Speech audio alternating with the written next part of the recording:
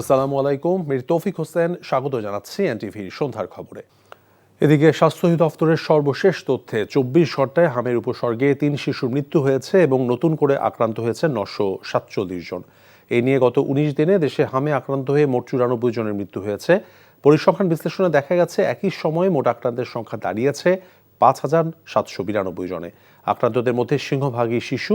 এছাড়া সংক্রমণ নিয়ন্ত্রণে আগামী রোববার থেকে দেশব্যাপী বিশেষ হাম রুবেলা টিকাদান কর্মসূচি শুরু করার জোরালো প্রস্তুতি নেওয়া হয়েছে। বিএনপি নির্বাচনের আগে গণভোট বিষয়ে জনগণকে দেয়া ওয়াদা ভঙ্গ করেছে বলে অভিযোগ করেছেন জাতীয় সংসদের বিরোধী দলীয় নেতা ও জামায়াত ইসলামীর আমির ডাক্তার শফিকুর রহমান। দক্ষিণ কেরানীগঞ্জে দলীয় এক সমাবেশে তিনি কথা জানান সংস্কার প্রশ্নে দাবি পূরণ না হওয়া পর্যন্ত রাজপথ এবং সংসদে সোচ্চার থাকবে 11 দলীয় জোট। এইচ.এম. মেহেদী হাসানের রিপোর্ট। দক্ষিণ কেরানীগঞ্জে বিভিন্ন পর্যায়ের নেতাকর্মীদের সাথে জামায়াতে ইসলামের এই সমাবেশে প্রধান অতিথি হিসেবে দলের আমির ও সংসদের বিরোধী দলীয় নেতা ডাক্তার শফিকুর রহমান বক্তব্য রাখেন। তিনি বিএনপিকে উদ্দেশ্য করে বলেন, সরকারে আসার পর বিএনপি গণভোট ও সংস্কারের পথে হাঁটছে না, তারা এখন ভিন্ন সুরে কথা বলছে। আমরা ইলেকশনের দিন পর্যন্ত সবাই এক ছিলাম। এরপরে যখন দেখলেন যে আপনারা যেভাবেই হোক, যে মেকানিজমেই হোক, আপনারা 2/3 বেশি হয়ে গেছেন, তখন রাতারাতি আপনাদের মত বদলে গেল। জামায়াত আমির বলেন, সারা দেশে স্থানীয় সরকারে যেসব প্রশাসক নিয়োগ হয়েছে তারা কেউ জনগণ দ্বারা নির্বাচিত নয়, তাই তা সাংবিধানিকভাবে অবৈধ। আপনাদের দায়িত্ব ছিল সংস্কার পরিষদের সভা আহ্বান করার জন্য দায়িত্বশীল ব্যক্তিকে লিখিত অনুরোধ জানানো। আপনারা শুধু অনুরোধ করেছেন জাতীয় সংসদ অধিবেশনের জন্য, সংস্কার পরিষদের জন্য করেন নাই। আপনারা আপনাদের দায়িত্ব পালনে ব্যর্থ হয়েছেন এবং জনগণের সাথে দেওয়া কথা আপনারা লঙ্ঘন করেছেন।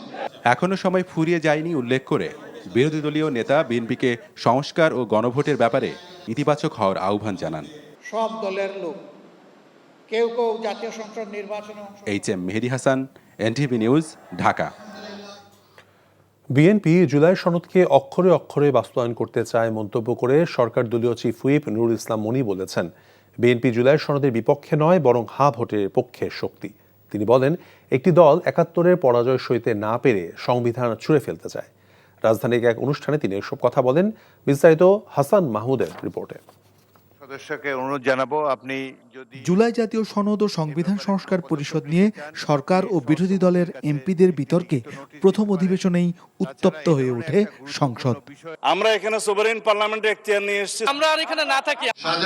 জাতীয়তাবাদী সাংস্কৃতিক দলের উদ্যোগে জাতীয় প্রেস ক্লাবে স্বাধীনতা দিবসের আলোচনায় সরকার দলীয় চিফ হুইপ জানান, বিএনপি জুলাই সনদের পক্ষের শক্তি।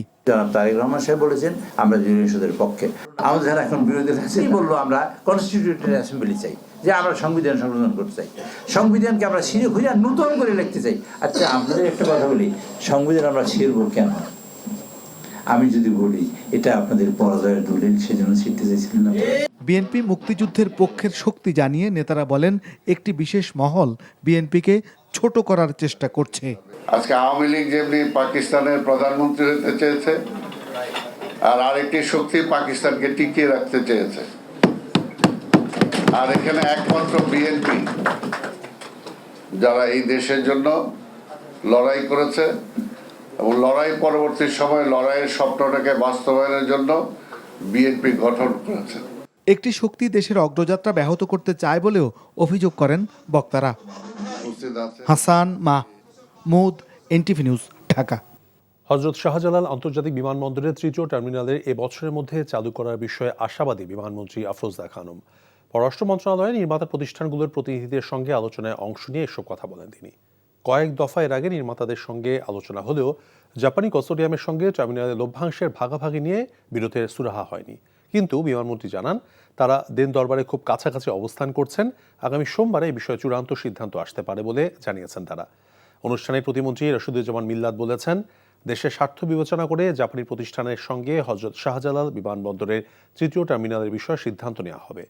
22,000 কোটি টাকার এই প্রকল্প চালুর বিষয়ে ইতিমধ্যেই কয়েক দফা বৈঠক হয়েছে উভয় পক্ষের মধ্যে।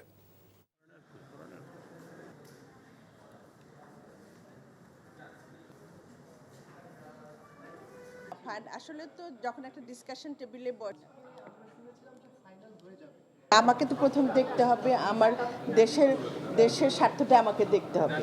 সেই দেশের স্বার্থ দেখা, মানুষের প্রত্যাশা দেখা, সেইভাবেই আমাদের আলাপ আলোচনা হয়েছে। আমরা বারবার বসছি এবং বারবার বসাটা মানে একটা ভালো সলিউশনে আসা। আমরা নেগোসিয়েশন করার জন্য কথা বলেছি and hopefully it will be done. BNP সরকারের সময়টা চালু হবে এবং খুব এই বছরের মধ্যে চালু হবে ইনশাআল্লাহ।